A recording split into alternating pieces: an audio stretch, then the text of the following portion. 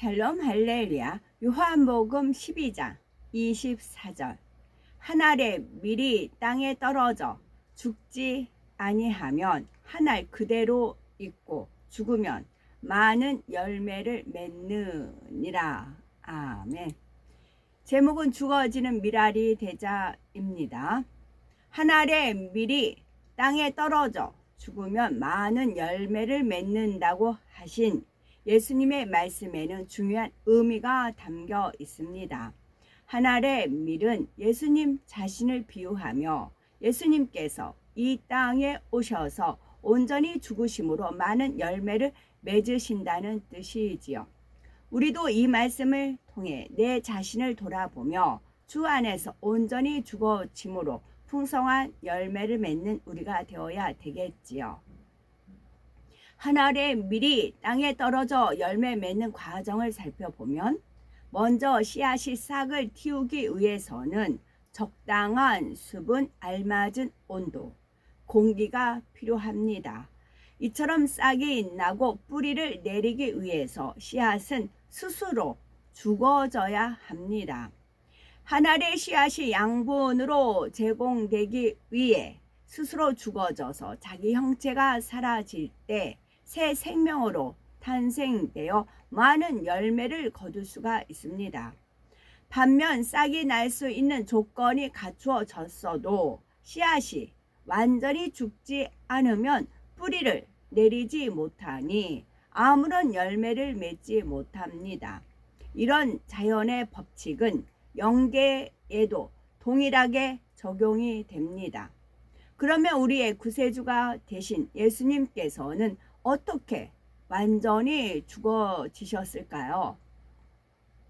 첫째, 죽어지는 밀알이 되신 예수님이십니다. 이사야서 53장 4절에서 10절을 보면 그는 실로 우리의 질고를 지고 우리의 슬픔을 당하였거늘 우리는 생각하기를 그는 징벌을 받아서 하나님에게 맞으며 고난을 당한다 하였노라. 그가 찔림은 우리의 허물을 인함이요 그가 상함은 우리의 죄악을 인함이라.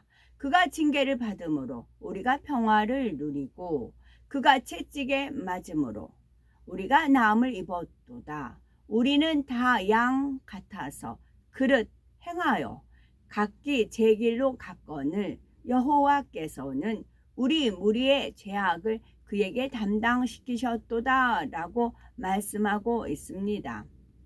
이러한 죄 없으신 예수님의 죽으심으로 하나님의 뜻과 하나님의 섭리가 완성되었고 수많은 영혼을 죄인에서 의인으로 지옥에서 천국으로 옮기셨습니다. 이런 풍성한 열매를 거두시기 위해 예수님은 온전히 죽으셔야 했습니다. 십자가의 처형을 받기 전에도 피조물에 의해 수욕을 당하시고 많은 고초를 받으셨지요. 또한 침뱉음을 당하시고 채찍에 맞으시며 과시관을 쓰시고 손발에 못 박히시며 온갖 조롱을 다 받으셨습니다. 예수님께서는 하나님의 사랑을 아시기에 모든 부끄러움을 개의치 않으시고 십자가를 지시고 철저히 죽으시셨습니다. 이는 한 알의 밀이 땅에 떨어져 죽으면 많은 열매를 맺듯이 무수한 영혼을 구원하게 될 것을 믿으셨기 때문입니다. 히브리서 12장 2절에 저는 그 앞에 있는 즐거움을 위하여 십자가를 참으사 부끄러움을 개의치 아니하시더니 하나님 보좌 우편에 앉으셨느니라 라고 말씀하셨지요. 여기서 그 앞에 있는 즐거움이라는 것은 영원히 사망의 길로 갈 수밖에 없던 죄인들을 구원할 수 있다는 사랑과 하나님의 뜻을 이룰 수 있다는 기쁨을 뜻하며 또한 만왕의 왕이요 만주의 주가 될 수 있다는 즐거움을 말합니다. 그러나 사도 바울과 같은 선지인들도 이러한 하늘의 소망이 있었기에 부끄러움을 개의치 않고 오직 하나님의 나라를 위해 철저히 죽어질 수 있었습니다. 믿음이 있으면 하나님의 나라와 의를 위해 믿음의 형제들을 위해 철저히 죽어지고 비록 부끄러움을 당할지라도 개의치 않고 오히려 기뻐하고 감사할 수가 있지요. 두 번째, 우리가 죽어지는 미랄이 되려면 어떻게 해야 될까요? 첫째는 자신에게 있는 자아를 죽여야 합니다. 첫째는 자신에게 있는 자아를 죽여야 합니다. 우리가 자아가 죽어져야 하는 이유는 무엇일까요? 하나님 말씀과 다르며 진리에 비진리에 속한 것이 대부분이기 때문입니다. 사람은 태어나면서부터 부모, 형제, 학교, 친구, 이웃 등 다양한 환경을 통해 보고 들으며 지식을 쌓아갑니다. 이렇게 쌓은 지식과 교양으로 자아를 형성하게 되지요. 그런데 각기 다른 부모, 환경, 다른 가르침 속에 자아를 만들었으니 사람마다 생각과 옳다 하는 것이 다를 수밖에 없습니다. 또한 세상의 지식들은 진리에 맞지 않는 것이 많으며 교양도 나라마다 다릅니다. 그러니 사람마다 생각이 다르고 서로 비슷한 생각을 가졌다 해도 자기 유익에 맞지 않으면 나뉠 수밖에 없습니다. 따라서 자기가 옳다 하는 생각이 다 맞는 것이 아니므로 자기를 주장하면 안 됩니다. 그런데 진리를 알기 전 우리는 상대를 잘 이해하지 못했고 쉽게 판단 정죄하며 미워했습니다. 내가 죽어지지 않았기 때문이지요. 세상에서 배운 지식과 자신의 생각은 참 진리인 하나님의 말씀에 비춰보면 틀린 것이 많습니다. 오직 하나님의 말씀만이 영원불변한 진리이지요. 그러면 어떻게 해야 자아가 죽어질 수가 있을까요? 죄를 힘써 싸워 버려야 합니다. 세상에 속했던 사람이 예수 그리스도를 영접하면 진리가 생각과 마음을 두드리게 됩니다. 자신이 마음 문을 여는 만큼 진리가 마음 안에 자리 잡게 되는데 그때부터 죄와의 싸움이 시작되지요. 세상에서 만들어 온 자아와 진리인 하나님의 말씀이 부딪히기 때문입니다.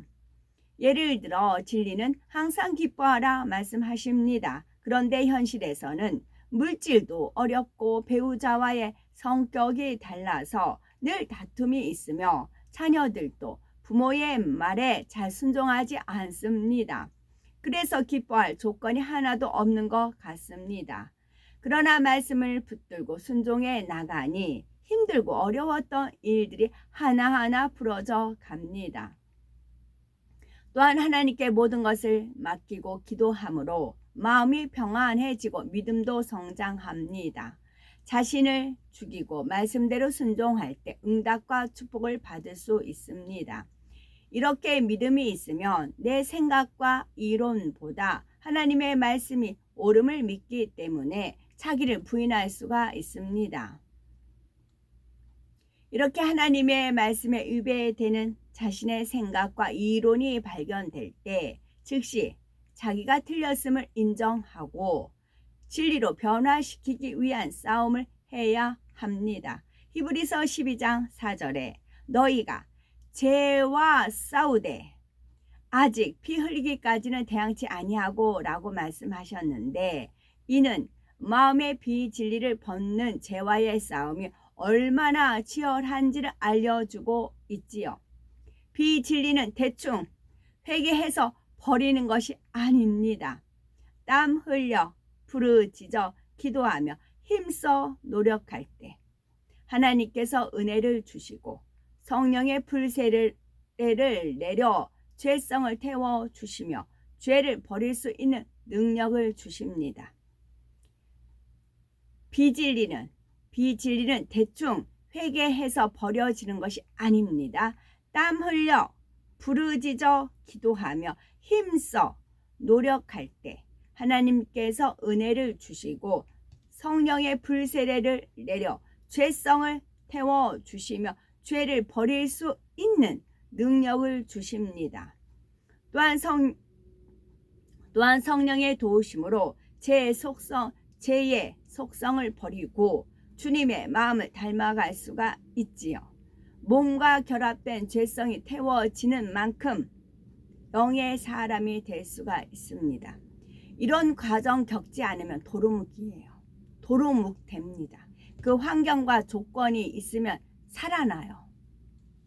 그래서 반드시 땀 흘려 부르짖어 기도하며 힘써 노력할 때 이렇게 몸과 결합된 죄성이 태워지는 영의 사람이 될 수가 있어요.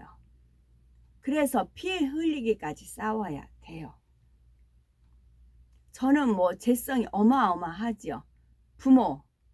부모가 어마어마한 분들이셨잖아요. 그 분들의 것을 다 닮았어요. 제가요. 특히 뭐 큰딸은 더 닮는다고 하잖아요. 뭐 빼닮았다 뭐 그러잖아요. 저는 그랬어요. 그러니 그 죄성이 어마어마하지요. 그러니 이거를 얼마나 피눈물 흘리며 싸웠겠어요. 처절하게 싸웠어요. 그래서 제가 자신 있게 이 대목을 강조할 수가 있는 겁니다. 그렇지 않으면 다시 되살아나요.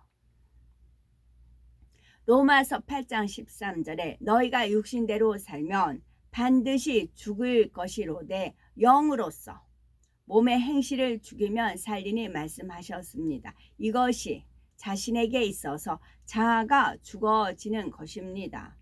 자아가 죽어질 때 믿음의 단계에 따라 다른 것을 볼 수가 있습니다. 이제 막 주님을 영접한 믿음의 1단계는 세상 이론과 경험으로 이해되지 않는 하나님의 말씀과 기사, 표적 등에 대해서 의심을 물리치는 노력을 해야 합니다. 의심을 물리치는 기도요. 의심이 있기 때문에 믿어지지 않잖아요. 의심을 가져다 주는 세력이 있어요.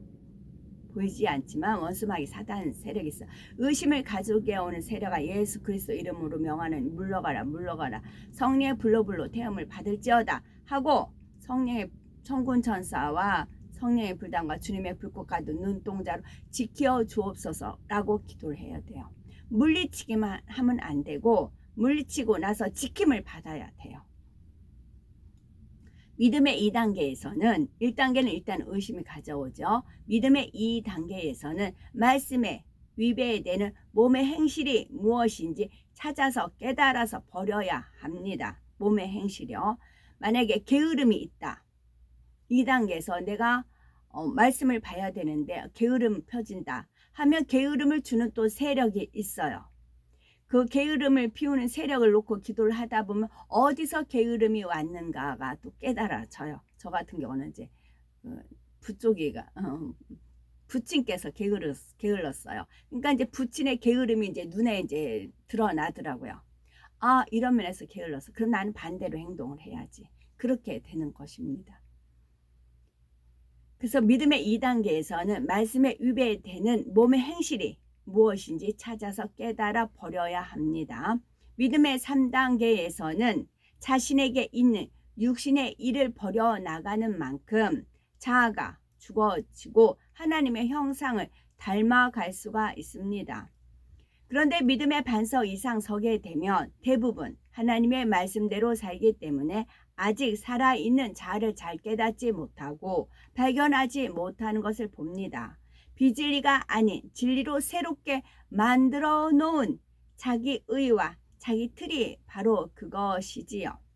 한 알의 밀이 죽어질 때 내용물이 양분으로 공급되고 껍질로 썩어지듯이 자아를 형성하는 내용물이 진리로 바뀌고 자아라는 틀 자체도 없어야 합니다. 새로운 피조물로 거듭나기 위해서는 구습인 자기의와 자기 틀을 다 깨뜨려 버리고 온전히 하나님의 말씀으로 자기를 바꿔 나가야 하지요. 그런데 하나님의 말씀을 들으면서 비진리를 발견하고 진리로 변화시키기 위한 죄와의 싸움이 시작될 때 크게 두 종류의 사람이 있는 것을 볼 수가 있는데요. 첫 번째 유형은 믿음이 있기에 소망을 가지고 열심히 죄를 빌리기까지 싸워버려서 악은 모양이라도 버리고 진리로 채워갑니다. 이유나 변명도 되지 않고 자기를 주장하지 않으며 오직 말씀을 기준하여 생각하고 말씀을 기준하여 말하며 말씀을 기준하여 행함으로 신속히 변화되어 가는 사람들이지요. 두 번째 유형은 죄를 피 흘리기까지 싸우는 영적인 싸움에서 인내하지 못하고 진리를 포기하거나 외면하는 사람들입니다. 이런 사람은 자신이 죽어지지 않기 때문에 하나님의 말씀이 자기 생각과 이론에 맞지 않으므로 하나님의 말씀이 자기 생각과 이론에 맞지 않으므로 결국 자기 유익을 쫓아 진리를 떠나가도록 합니다. 자기가 온전히 죽어져 많은 열매를 맺은 사도 바울은 내가 그리스도와 함께 십자가에 못 박혔나니 그런즉 이제는 내가 산 것이 아니요 오직 내 안에 그리스도께서 사신 것이라. 이제 내가 육체 가운데 사는 것은 나를 사랑하사 나를 위하여 자기 몸을 버리신 하나님의 아들을 믿는 믿음 안에서 사는 것이라 고백하였지요. 우리가 온전히 죽어져서 많은 열매를 맺으셔야 되겠지요. 자기가 죽어진 만큼 영혼이 잘 되어 범사가 잘 되고 강건한 축복을 받습니다. 디모데후서 2장 11절에 우리가 주와 함께 죽었으면 또한 함께 살 것이요 라고 말씀하신 대로 주와 함께 죽어져서 30배, 60배, 100배 이상의 놀라운 열매를 맺어 하나님께 영광 돌리는 우리가 되셔야 되겠습니다. 아멘.